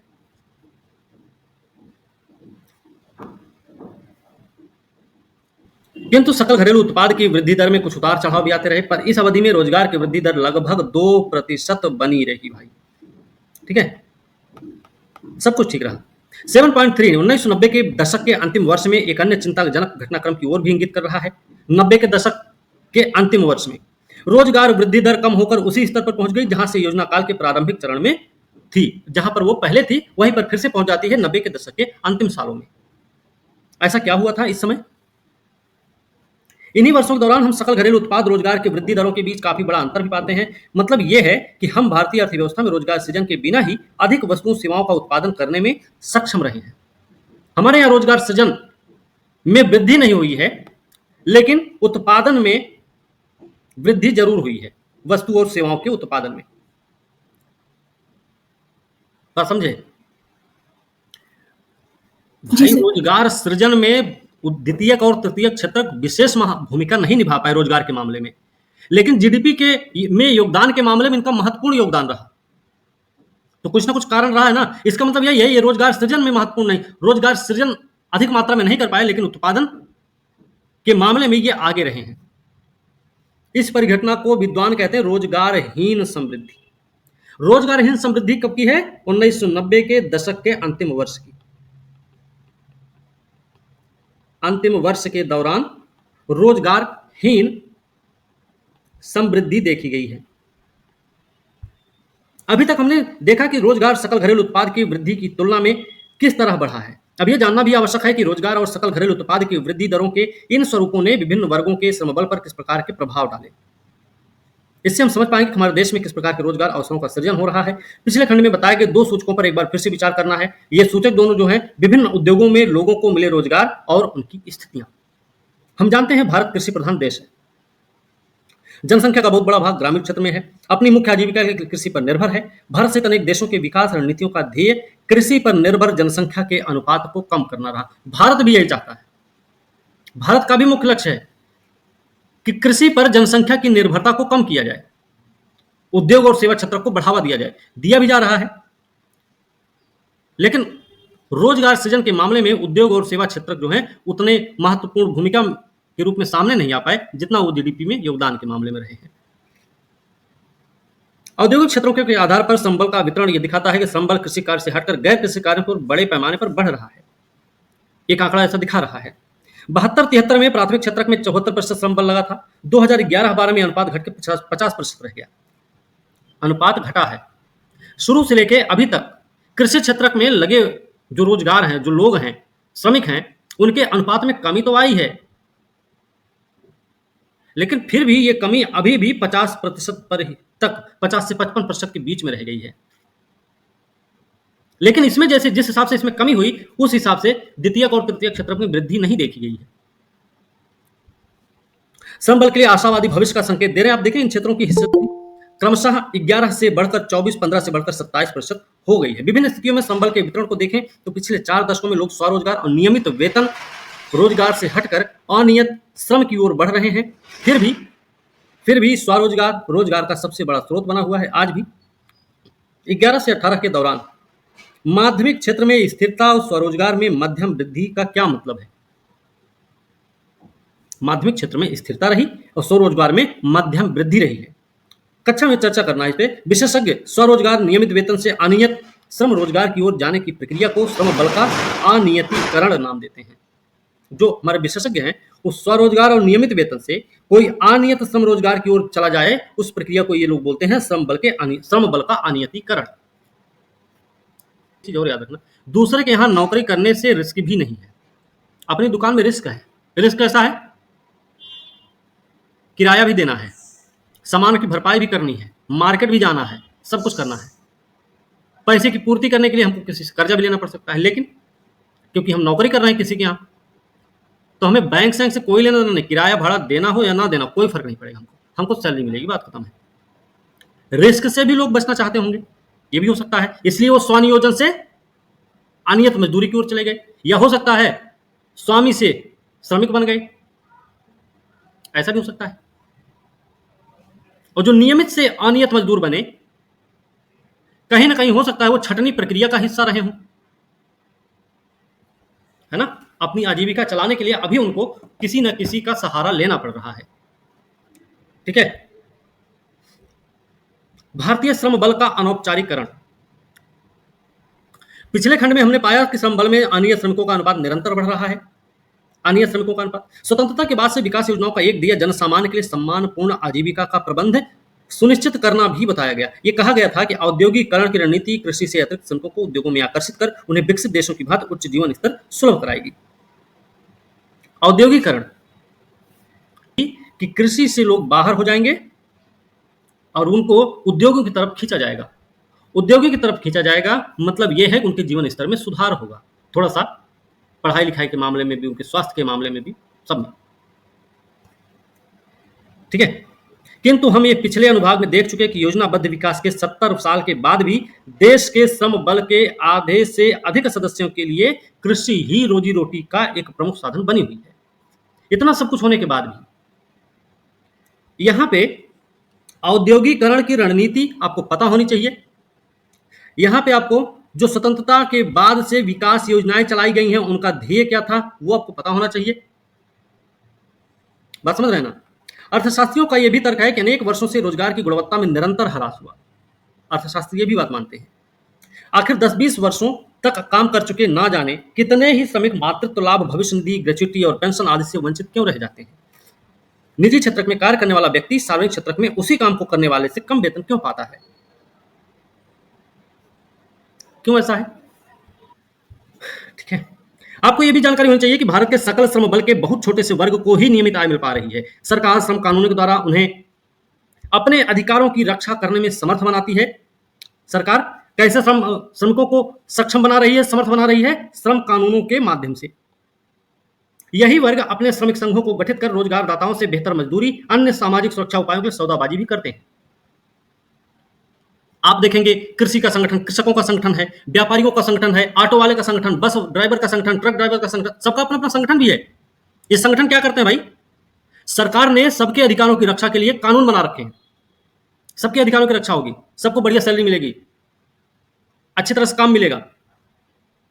इसके बावजूद भी ये लोग अपना अपना संगठन भी बना रखे हैं कि ताकि अगर कहीं भी कोई भी मालिक किसी भी के साथ बदसलूकी करता हुआ पाया जाएगा तो उस स्थिति में, तो इसी तरीके से श्रमिक संघ इसलिए बनाए जाते हैं, हमको ये चीज पता होनी चाहिए क्यों बनाए जाते हैं, ठीक है। औपचारिक और अनौपचारिक क्षेत्रों में श्रमिक 2009 से 12 के बीच में ये चीजें आप देख सकते हैं। यहाँ पे ये चीजें दी गई हैं, ठीक है। अहमदाबाद में अनौपचारिकरण है, इसमें कुछ ऐसा है नहीं जो आपको पढ़ना पड़े।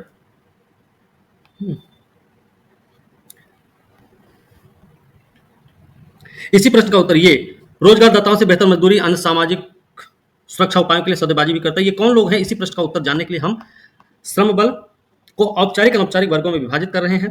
इन्हीं को संगठित असंगठित क्षेत्र भी कहते हैं। सभी सार्वजनिक क्षेत्र प्रतिष्ठान 10 या अधिक कर्मचारियों को रोजगार देने वाले निजी क्षेत्र प्रतिष्ठान संगठित क्षेत्र माने जाते हैं। ये स्टेटमेंट के रूप में आपको पता होना चाहिए, ठीक है, ध्यान रखना।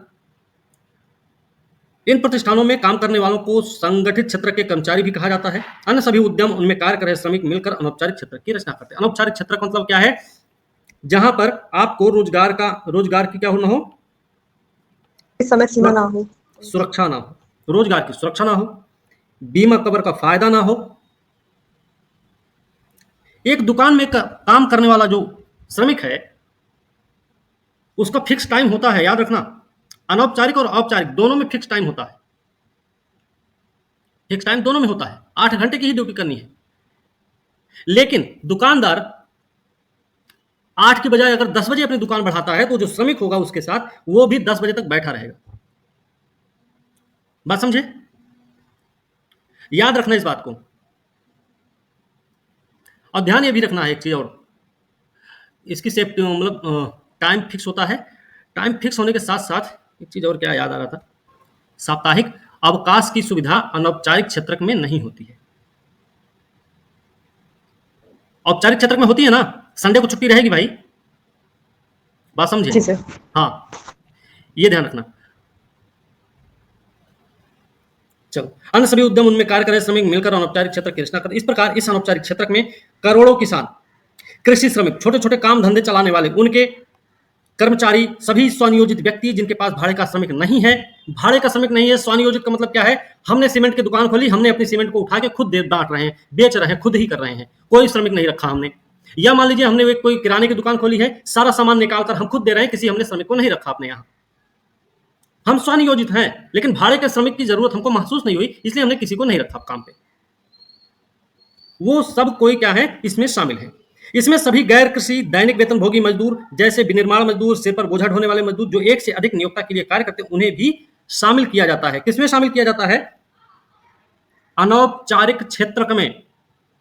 अनौपचारिक क्षेत्र में किन किन को शामिल किया जाता है, इन बातों का ध्यान रखना। एक स्वनियोजित व्यक्ति है, वो भी अनौपचारिक क्षेत्र में है। इसमें सभी गैर कृषि दैनिक वेतनभोगी मजदूर, जैसे विनिर्माण, सिर पर बोझा ढोने वाले, ये सब इसमें आते हैं। आप देखेंगे ये श्रमिकों को वर्गीकृत करने का एक तरीका है। हालांकि वर्गीकरण के अन्य तरीके भी हो सकते हैं, बाकी जो संभावित तरीके उन पर चर्चा की जाएगी। ठीक है, बेरोजगारी की बात करेंगे। आपने समाचार पत्रों में रोजगार की तलाश करते हुए व्यक्तियों को देखा होगा। आपने देखा होगा आवश्यकता है, पेपर में एक आता है पोर्शन, उसमें दिया गया रहता है इस वाली कंपनी में इतनी सैलरी, पार्ट टाइम जॉब, है ना, ग्रेजुएट लेवल, पीजी या कुछ कंप्यूटर डिप्लोमा, कुछ भी ऐसा चाहिए होगा उसको। एक्सपीरियंस वाला भी चाहिए, नॉन एक्सपीरियंस वाला भी चाहिए, बिना एक्सपीरियंस वाला भी काम चलेगा, ऐसा भी दिया रहता है। ठीक है, कुछ लोग अपने मित्रों और सगे संबंधियों के माध्यम से रोजगार तलाशते हैं। कई शहरों में कुछ चुने हुए स्थानों पर ऐसे अनेक लोग खड़े दिखाई दे जाते हैं, जिन्हें उस दिन के लिए काम देने वाले की प्रतीक्षा रहती है। आप लोगों ने भी कभी चौक के अपने आसपास का जो चौक होगा आपका, उस पर उसका चक्कर लगाया होगा आपने, तो आपने भी देखा होगा कि कितने सारे लोग खड़े रहते हैं। कभी मान लीजिए ऐसा आप गए और पूछ लिए भाई काम करेंगे, तो काम करने के लिए ही वो खड़े हैं, वो इंतजार कर रहे हैं कि कोई ऐसा व्यक्ति आए जो हमको काम दे सके। हमको क्योंकि काम करना है, शाम को पैसा कमा के जाना है ना, उनका सब कुछ फिक्स होता है। कभी आप ऐसे चौक पे गए होंगे तो आप देखे होंगे सुबह सुबह भीड़ मिलेगी लंबी चौड़ी, 2 घंटे के बाद वो सारी की सारी भीड़ खत्म। क्यों खत्म? क्योंकि सब अपने अपने काम पे निकल जाते हैं। ऐसा आपने देखा होगा कई बार, अगर आप कभी मार्केट का चक्कर लगाए होंगे सुबह के टाइम में तो। ठीक है, चल, कुछ लोग दफ्तरों कारखानों में अपना जीवन वृत्त सौंप कर वहां पता लगा रहे होते हैं कि क्या उनके योग्य कोई नौकरी है, कोई स्थान खाली है। कई लोग ग्रामीण क्षेत्रों में बाहर जाकर काम के बारे में पूछताछ नहीं करते, वो घर पर ही बैठे रहते हैं जब उन्हें कोई काम नहीं होता है। कुछ लोगों को ऐसे भी देखेंगे, क्या करें, कुछ काम ही नहीं है। होगा वो दिवाली वाला जो मेक जोक ऑफ वाला आता है, आपने कभी देखो, कनपुरिया भाषा में आता है पूरा। तो उसमें एक पंडित जी होते हैं, एक उनका शिष्य होता है। तो पंडित जी भी बोलते हैं भाई कुछ कर लो, कुछ धर लो। तो कहता क्या कर लें, क्या धर लें, कुछ काम ही नहीं है। ये वाला अगर देखा हो तो बीच में बोल देते हैं झल्ला के, तुम कुछ मत करो, तुम हमारे सर पे आके बैठ जाओ। कोई काम ही नहीं है, क्या करें, समझ में ही नहीं आ रहा, वो अपने घर पे बैठे रहेंगे चुपचाप। कुछ व्यक्ति रोजगार कार्यालय में उनके माध्यम से अनुसूचित रिक्तियों के लिए अपने नाम पंजीकृत करा देते हैं। राष्ट्रीय प्रतिदर्श सर्वेक्षण संगठन नाम है संस्था का, NSSO बोलते हैं इसको, आपको याद रखना चाहिए, इसको NSSO बोलते हैं, ने बेरोजगारी को परिभाषित किया। बेरोजगारी को NSSO ने कैसे परिभाषित किया कि वह अवस्था होती है जिसमें व्यक्ति काम के अभाव के कारण बिना काम के रह जाता। मतलब काम नहीं है लोगों के पास, काम की कमी है, इसलिए लोग बिना काम के रहते हैं। ये NSSO की परिभाषा है। वो एक कार्यरत व्यक्ति नहीं है, परंतु रोजगार कार्यालय मध्यस्थ, मित्र, संबंधियों आदि के माध्यम से या संभावित रोजगारदाताओं को आवेदन देकर या फिर वर्तमान परिस्थितियों प्रचलित मजदूरी दर पर काम करने की अपनी इच्छा प्रकट कर कार्य तलाशते हैं। काम का अभाव है, इसलिए काम नहीं है उनके पास, फिर भी लोगों की इच्छा है काम करने की। लोग अपने सगे संबंधी, मित्र, यार, दोस्त के माध्यम से या किसी कंसल्टेंसी के माध्यम से या किसी संस्था के माध्यम से अपना रिज्यूम भेजकर, ऑनलाइन अपलोड करके, फोटो डालकर, अपना एक्सपीरियंस शेयर करके काम तलाशते ही रहते हैं। लेकिन उनको जब रोजगार नहीं मिलता, वो बेरोजगारी की एक अवस्था मानी जाती है। सिंपल सी भाषा में अगर समझें, बेरोजगारी एक ऐसी अवस्था है जिस समय काम करने का इच्छुक व्यक्ति काम की तलाश में घूमता रहता है, लेकिन उसे काम नहीं मिलता है, वही होती है बेरोजगारी। बात समझे? जो भी मजदूरी दर है, उसी मजदूरी दर पे काम करने को तैयार है व्यक्ति, लेकिन फिर भी उसको काम नहीं मिल रहा, वो बेरोजगारी की अवस्था मानी जाती है। किसी बेरोजगार व्यक्ति की पहचान विभिन्न तरीकों से की जाती है। अर्थशास्त्री क्या कहते हैं, हम कि अगर किसी भी व्यक्ति को 287 दिन 8 घंटा काम मिल जाता है तो वो कौन सी अवस्था मानी जाती है? पूर्ण रोजगार की अवस्था मानी जाती है। बात समझे? ये हमने आपको बताया। जो अर्थशास्त्री हैं वो कई तरीके से पहचान करते हैं। अर्थशास्त्री कहते हैं बेरोजगार वो है जो आधे दिन की अवधि में 1 घंटे का भी रोजगार नहीं पा सकता। अर्थशास्त्री क्या कहते हैं कि बेरोजगार वो व्यक्ति होता है जो आधे दिन की अवधि में 1 घंटे का रोजगार भी नहीं पा सकता है, वो भी बेरोजगार है। भारत में बेरोजगारी के आंकड़ों के 3 स्रोत हैं। 3 स्रोत भारत में बेरोजगारी आंकड़ों के 3 स्रोत कौन कौन से हैं? तो एक है भारत की जनगणना रिपोर्ट, दूसरा है NSSO की रोजगार बेरोजगारी की अवस्था संबंधी रिपोर्ट, PLFS की वार्षिक रिपोर्ट, ठीक है, और तीसरा है रोजगार और प्रशिक्षण महानिदेशालय के रोजगार कार्यालय में पंजीकृत आंकड़े। तो ये 3 स्रोत हैं भारत में बेरोजगारी आंकड़ों के। ये स्रोतों से बेरोजगारी के भिन्न भिन्न अनुमान किए हैं। ये हमें बेरोजगारी के लक्षण और देश में प्रचलित बेरोजगारी के प्रकारों के विषय में जानकारी उपलब्ध कराते हैं। बेरोजगारी की प्रकृति और बेरोजगारी के प्रकार में बड़ा अंतर है। अगर हम बेरोजगारी के प्रकृति की बात करते हैं, ठीक है, अगर हम बेरोजगारी के प्रकृति की बात करते हैं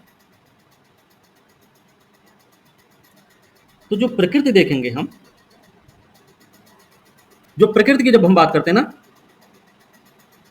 ठीक है, अगर हम प्रकृति की बात करेंगे तो प्रकृति कैसी होती है? बेरोजगारी की 2 प्रकृतियां देखने को मिलेंगी, शहरी और ग्रामीण। शहरी और ग्रामीण 2 प्रकृति होती है बेरोजगारी की। जब प्रकार की बात करेंगे तो उसमें कई सारे प्रकार हो जाएंगे। मौसमी बेरोजगारी, प्रच्छन्न बेरोजगारी, ये वाली बेरोजगारी, वो वाली बेरोजगारी, कई सारी बेरोजगारी देखिए देखने को मिलेगी, है ना? बात समझे? लेकिन प्रकृति की जब बात होगी तो भैया ये दोनों प्रकृतियां। क्या हमारी अर्थव्यवस्था में बेरोजगारी भिन्न भिन्न प्रकार की है? इस अनुच्छेद के प्रथम गद्यांश में वर्णित स्थिति को खुली बेरोजगारी कहेंगे। खुली बेरोजगारी का मतलब पूरी तरह से काम ही नहीं है, लोग बस घूम रहे हैं, नौकरी तलाश कर रहे हैं, बस, और कुछ नहीं। एक आपने सुना होगा संरचनात्मक बेरोजगारी, है ना? तो कई खुली बेरोजगारी। भारत में के कृषि में फैली बेरोजगारी को प्रच्छन्न बेरोजगारी कहते हैं। जो कृषि में हम बेरोजगारी देखते हैं उसको हम प्रच्छन्न बेरोजगारी कहते हैं। प्रच्छन्न बेरोजगारी क्या है? खेत में इतना लंबा चौड़ा खेती नहीं है, थोड़ा बहुत खेत है, उसमें पूरा का पूरा परिवार लगा हुआ है, जबकि उस खेत में सिर्फ 2 लोगों का काम है। प्रच्छन्न बेरोजगारी का मतलब है आवश्यकता से अधिक व्यक्तियों के लगे होने के बावजूद भी अगर उत्पादन में कोई परिवर्तन नहीं होता है, फिर भी बाकी लोग रोजगार में लगे हुए नजर आते हैं, तो वो अवस्था प्रच्छन्न बेरोजगारी की होती है। खेत में सिर्फ 2 लोगों का काम है, बाकी जो 5 लोग और लगे हुए हैं उनका कोई योगदान नजर नहीं आ रहा है, ना तो उससे कोई उत्पादन में वृद्धि हो रही है, सिर्फ ये लग रहा है कि वो लोग भी काम कर रहे हैं। बात समझे? वो क्या है? प्रच्छन्न बेरोजगारी। यहाँ पे जो इन्होंने बताया है,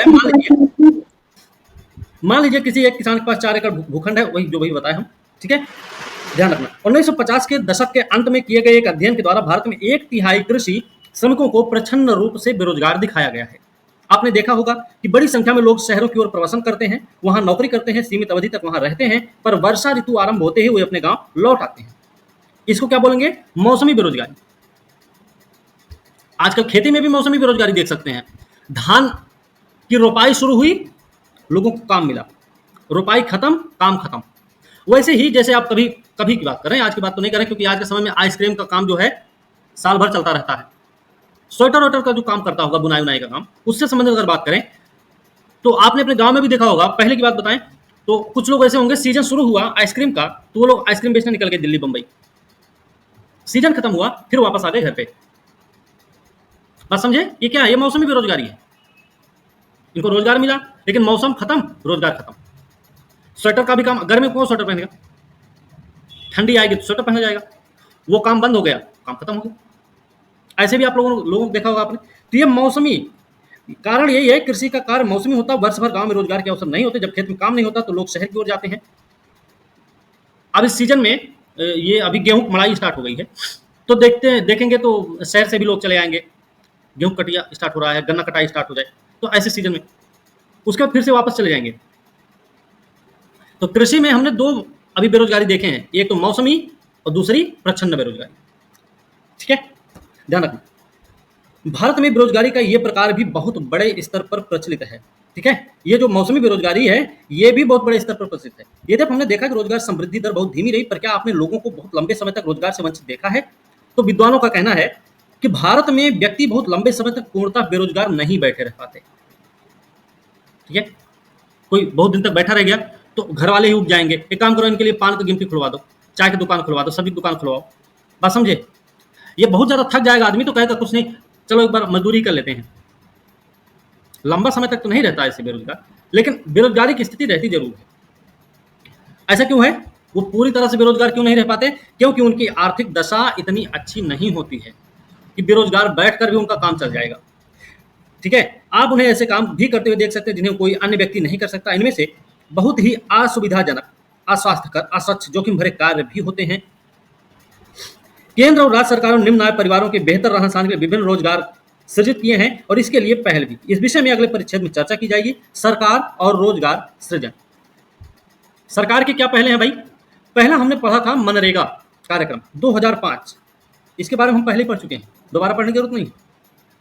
देश के ग्रामीण परिवारों के सदस्यों को अकुशल, याद रखना ये चीज, ग्रामीण परिवारों के सदस्यों को अकुशल श्रमिक के रूप में कार्य करने को 100 दिन का दिहाड़ी उपलब्ध कराने की गारंटी देता है मनरेगा कार्यक्रम। अकुशल भी रहेंगे, है ना, और ग्रामीण परिवारों के सदस्य होंगे वो।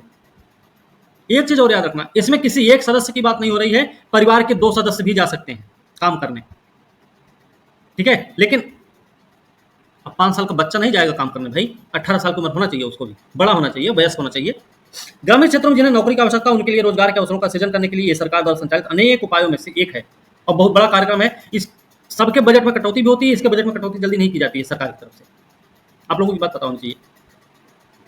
अच्छा, एक चीज और, मनरेगा ने एक काम और किया। मनरेगा के तहत सरकार ने काम और किया है, अगर मान लीजिए कोई श्रमिक है जिसको 15 दिन तक लगातार रोजगार नहीं मिला, उसके उस काम की भरपाई सरकार की तरफ से करनी होती है। यह भी आपको पता होगा। 15 दिन रोजगार ना मिलने की अवस्था में सरकार द्वारा उसकी भरपाई करनी पड़ती है। सरकार द्वारा मतलब वो जो वहां के सरपंच होंगे उनको करनी पड़ेगी, जो ठेकेदार टाइप होंगे उनको करनी पड़ेगी, जो भी होंगे। ठीक है, सरपंच, प्रधान, मुखिया, जो कोई भी होंगे उनको उसकी भरपाई करनी ही पड़ेगी। ठीक है, क्योंकि जवाबदेही तय होती है भाई। 365 दिन में 100 दिन रोजगार मिल रहा है, 365 दिन में 100 दिन रोजगार मिल रहा, मतलब 3 दिन में 1 दिन रोजगार मिलेगा। म्यूट करिए राहुल।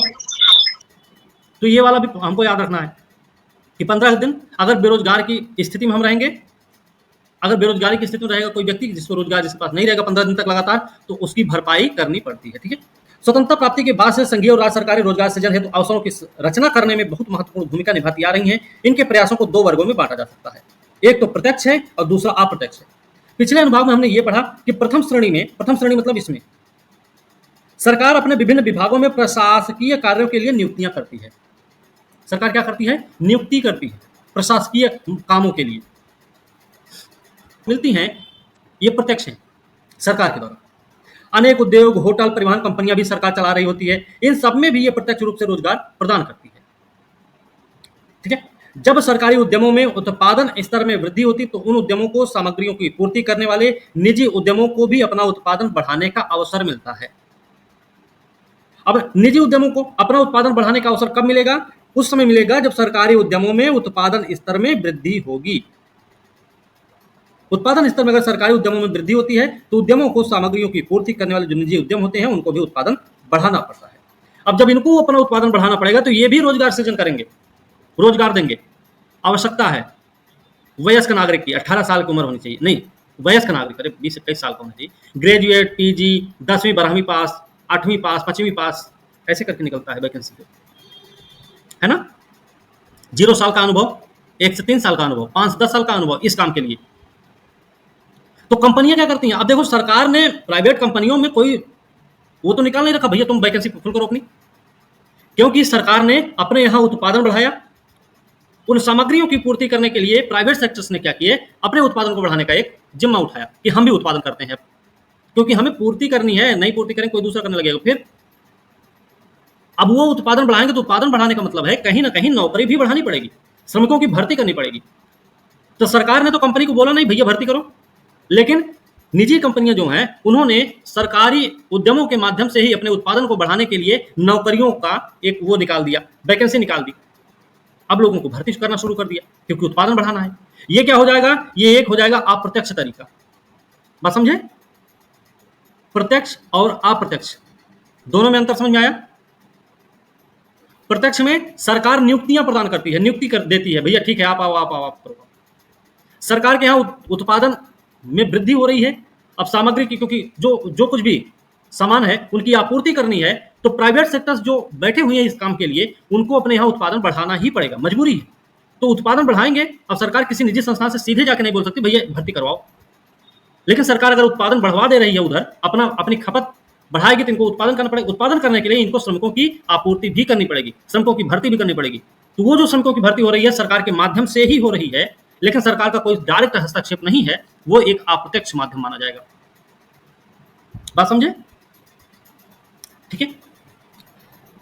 एक सरकारी इस्पात मिल में उत्पादन वृद्धि से उस सरकारी कंपनी में रोजगार में प्रत्यक्ष वृद्धि होती है। साथ ही उस इस्पात मिल को उत्पादनों की पूर्ति करने वाली, उससे इस्पात खरीदने वाली निजी कंपनियों को भी अपने अपने उत्पादन और रोजगार बढ़ाने का अवसर मिल जाता है। यह सरकार द्वारा अप्रत्यक्ष रूप से अर्थव्यवस्था में रोजगार के अवसरों का सृजन है। तो अप्रत्यक्ष रूप से सरकार रोजगार सृजन कैसे करती है ये हमको पता चल गया। अब याद रखना, अगर मान लीजिए प्रश्न में ऐसा पेपर में पूछा जाए कि सरकार अप्रत्यक्ष रूप से रोजगार सृजन कैसे करती है, अप्रत्यक्ष रोजगार सृजन के लिए कौन से तरीके अपनाती है, तो वो तरीके आपको पता होने चाहिए। हो सकता है ऑप्शन छोटे मोटे दे दे। निजी क्षेत्रों के उत्पादन को बढ़ाकर, या सरकारी उद्यमों के उत्पादन को बढ़ाकर। भाई उत्पादन को, अपने ही उत्पादन को बढ़ाएगी ना सरकार, तभी ना अप्रत्यक्ष रूप से रोजगार दूसरी तरफ मिलेगा। अपने उत्पादन को बढ़ाकर, साथ ही सामग्रियों की आपूर्ति करने वाले निजी संस्थानों के उत्पादन को बढ़ावा देकर। अगर ये स्टेटमेंट आता तो ये आपका सबसे सटीक स्टेटमेंट माना जाएगा। बात समझे? चलो, अध्याय 4 में ध्यान दिया होगा, सरकारों द्वारा गरीबी निवारण के लिए चलाए जा रहे अनेक कार्यक्रमों का क्रियान्वयन भी रोजगार सृजन के माध्यम से ही होता है। जो गरीबी निवारण कार्यक्रम है वो भी रोजगार सृजन के माध्यम से ही हो रहा है। आप लोगों को पता होना चाहिए, जैसे एक राजा का नाम, एक नवाब का नाम सुना होगा, जिसको ना दे मौला उसको दे आसफुद्दौला। आसफुद्दौला का नाम सुना होगा आप लोगों ने, अवध का नवाब है। अकाल से बचने के लिए, अपनी जनता को अकाल महामारी से बचाने के लिए उसने रोजगार सृजन कार्यक्रम चलाए, है ना। लोक निर्माण विभाग की स्थापना की उसने। अवध में जब अकाल पड़ा तो उस दौरान उसने लखनऊ में बड़ा इमामबाड़ा, छोटा इमामबाड़ा जैसी इमारतों का निर्माण करवाया। अगर आसफुद्दौला चाहता तो वो रोजगार ना देकर किसी को भी फ्री में पैसा बांट देता, राशन बांट देता, कोई दिक्कत थोड़ी नहीं थी। जो इस चीज से बाहर निकालने के लिए इमारतों का निर्माण करवाने लग गया वो कुछ भी कर सकता, लेकिन उसके दिमाग में कुछ रहा होगा ना कि इनको बैठने की आदत नहीं पड़नी चाहिए, इनको लगे कि हम रोजगार कर रहे हैं, नौकरी कर रहे हैं भैया, हमको तब पैसा मिल रहा है, ऐसा होना चाहिए। इसलिए उस आसफुद्दौला ने इमारतों का निर्माण काम शुरू किया। लोक निर्माण विभाग की स्थापना बोली जाए तो लोक निर्माण विभाग के थ्रू इसने ये काम करवाया।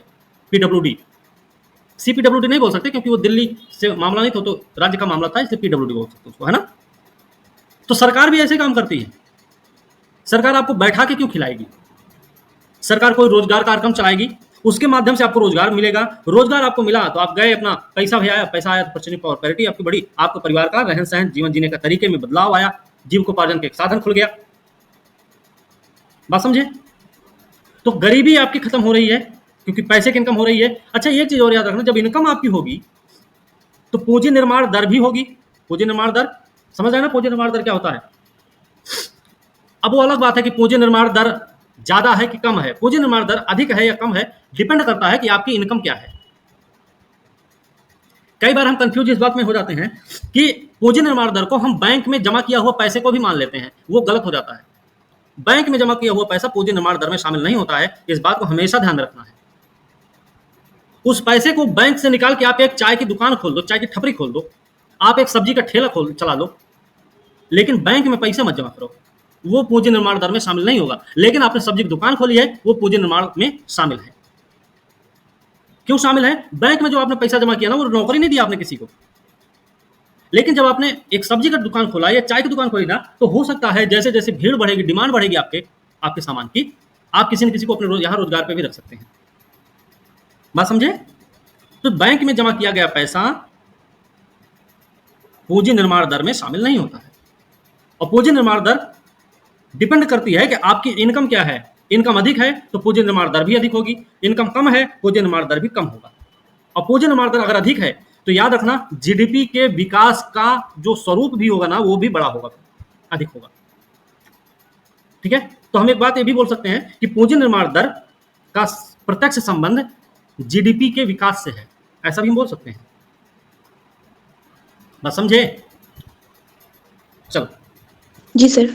ध्यान रखना थोड़ा सा। इस तरह के कार्यक्रम केवल रोजगार उपलब्ध नहीं कराते, इनके सहारे प्राथमिक जन स्वास्थ्य, प्राथमिक शिक्षा, ग्रामीण आवास, ग्रामीण जलापूर्ति, पोषण, लोगों की आय, रोजगार सृजन करने वाली परिसंपत्तियां खरीदने में सहायता, दिहाड़ी रोजगार के सृजन के माध्यम से सामुदायिक परिसंपत्तियों का विकास, गृह स्वच्छता सुविधाओं का निर्माण, गृह निर्माण के लिए सहायता, ग्रामीण सड़कों का निर्माण, बंजर भूमि के विकास कार्य पूरे किए जाते हैं। एक तो काम हमने देखा प्रत्यक्ष और अप्रत्यक्ष तरीके से सरकार रोजगार देने का काम करती है। दूसरा हमने क्या देखा, कई सारे कार्यक्रम सरकार स्टार्ट कर देती है, जिसमें व्यक्ति को सिर्फ रोजगार देना ही नहीं होता है, निर्माण कार्य में लगाना भी होता है, निर्माण कार्य को मजबूत करना भी होता है, संरचनात्मक विकास करना होता है। संरचनात्मक विकास की बात हो रही तो सड़क है, बिल्डिंग है, और स्वास्थ्य है, शिक्षा है, सब चीज का विकास करने की सरकार, उसी में सब कुछ एक साथ चलता रहता है। फिर इस तरीके के अगर हम कार्यक्रम गरीबी निवारण कार्यक्रम को बोलें तो इस तरीके के गरीबी निवारण कार्यक्रम को हम छाता विधान भी कह सकते हैं। बात समझे? टारगेट तो सरकार का सिर्फ एक था, गरीबी निवारण करना है, गरीबी हटानी है, लेकिन सरकार ने क्या किए, उसके लिए इतनी सारी योजनाओं को स्टार्ट कर दिया कि जिससे गरीबी के साथ साथ उनकी भूखमरी, उनका कुपोषण, उनका स्वास्थ्य समस्या, उनकी शिक्षा समस्या, उनकी बेरोजगारी, सब कुछ खत्म हो सके। बात समझे? इसको हम छाता विधान भी बोल सकते हैं, है ना? निष्कर्ष की बात करेंगे। भारत की संबद्ध संरचना में परिवर्तन आ चुका है, सेवा क्षेत्र में रोजगार के नए अवसरों का सृजन हो रहा है, सेवा क्षेत्र का विस्तार और इसमें नई प्रौद्योगिकी के प्रादुर्भाव का कारण अब निर्बाध रूप से लघु उद्योग और कुछ विशिष्ट उपक्रम तथा विशेषज्ञ श्रमिक ही बहुराष्ट्रीय कंपनियों से प्रतिस्पर्धा में टिक सकते हैं। अब इतना सब कुछ हो चुका हमारे यहाँ। कार्य की आउटसोर्सिंग एक सामान्य बात हो गई है। मतलब यह है, कार्य की आउटसोर्सिंग का क्या मतलब?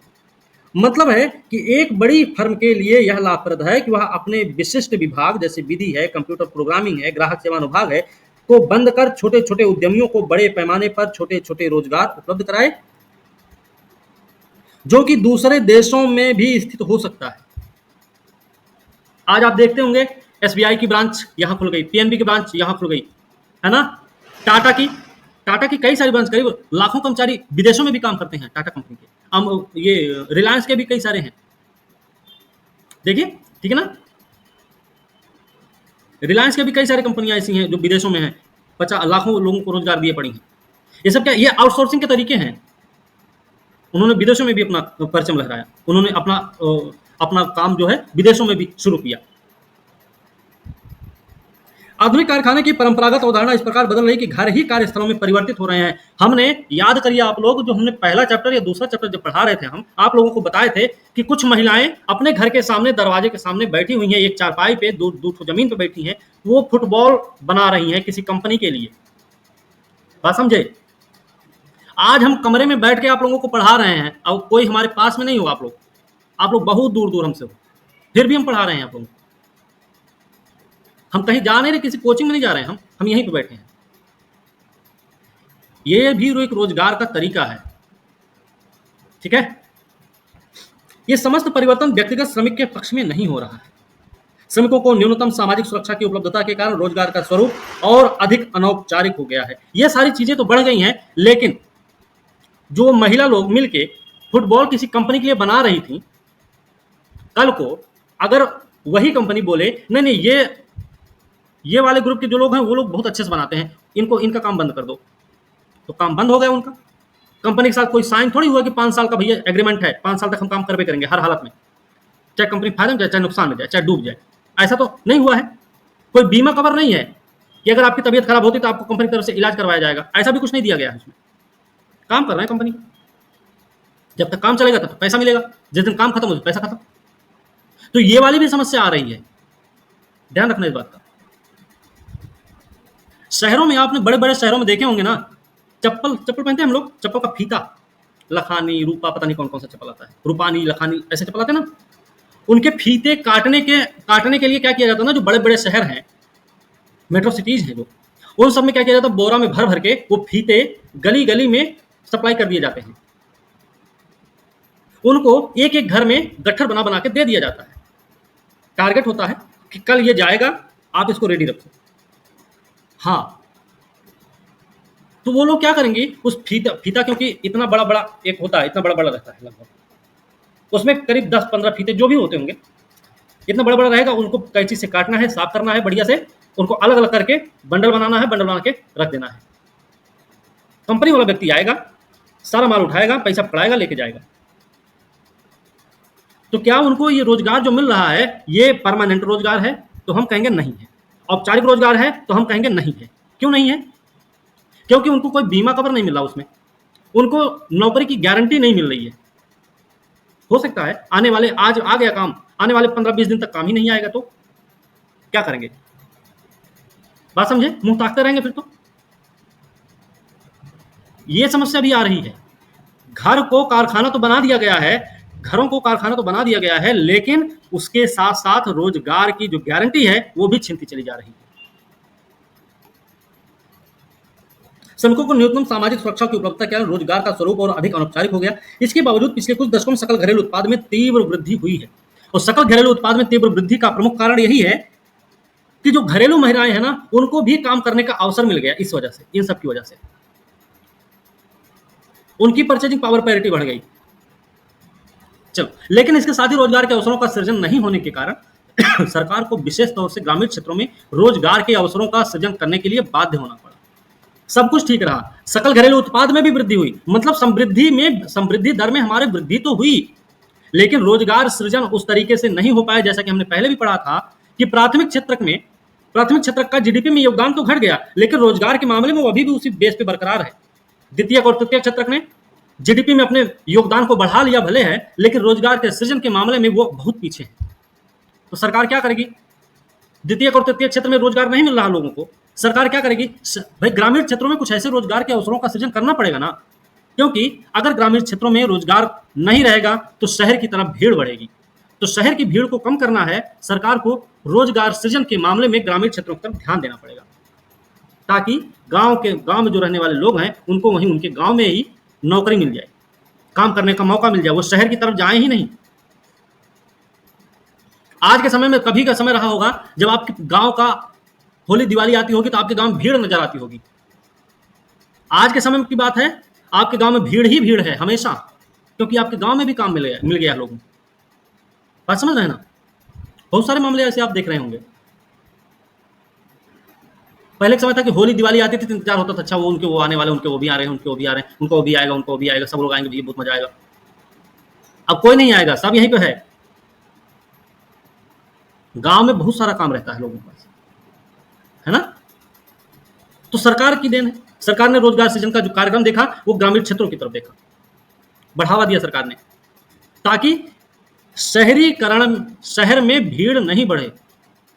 शहर की भीड़ पर अगर कंट्रोल करना है तो ग्रामीण क्षेत्रों में रोजगार सृजन कार्यक्रम चलाने पड़ेंगे। ठीक है, अब यहां पे देखिए प्रश्न भी दिए गए हैं। श्रमिक किसे कहते हैं? श्रमिक जनसंख्या अनुपात क्या होता है भाई? श्रमिक जनसंख्या अनुपात क्या होता है? क्या ये भी श्रमिक हैं? एक भिखारी, एक चोर, एक तस्कर, एक जुआरी, ये सब क्या श्रमिक हैं ये? तो हम कहते हैं कि नहीं है भाई, है ना? ये जुआरी, ये कोई टैक्स पेयर है क्या? ये सब के सब टैक्स पेयर नहीं है, ये सब श्रमिक नहीं है। कौन असंगत प्रतीत होता? नाई की दुकान का मालिक है, एक मोची, मदर डेयरी का कोषपाल, अपने क्षेत्र के दुग्ध सहकारी समिति, ट्यूशन पढ़ाने वाला शिक्षक, परिवहन कंपनी संचालक, निर्माण मजदूर। इसमें कौन है जो असंगत लग रहा है?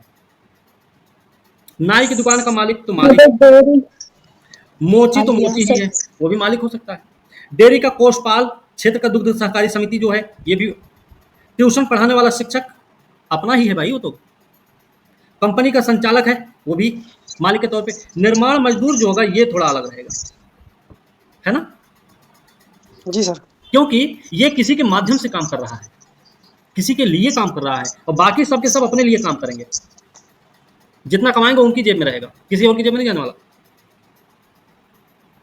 ठीक है, तो इस तरीके के ये प्रश्न दिए गए हैं, इसमें आप देख सकते हैं, और प्रश्नों पे भी आप लोग अपना वो लिख सकते हैं। ठीक है, एक क्वेश्चन दे दीजिए सर। इसमें ना लिखिएगा, नियमित वेतनभोगी कर्मचारी, नियमित वेतनभोगी कर्मचारी किसे कहते हैं?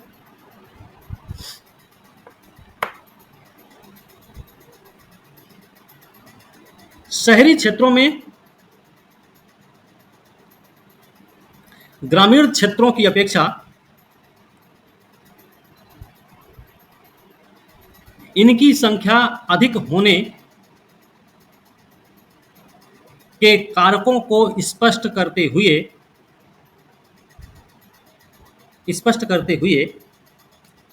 इस क्षेत्र में महिलाओं की संख्या पुरुषों के मामले में कम होने के प्रमुख कारणों की चर्चा करें। सर सेकंड क्वेश्चन एक बार फिर से रिपीट कर दीजिएगा। क्या बोले थे हम?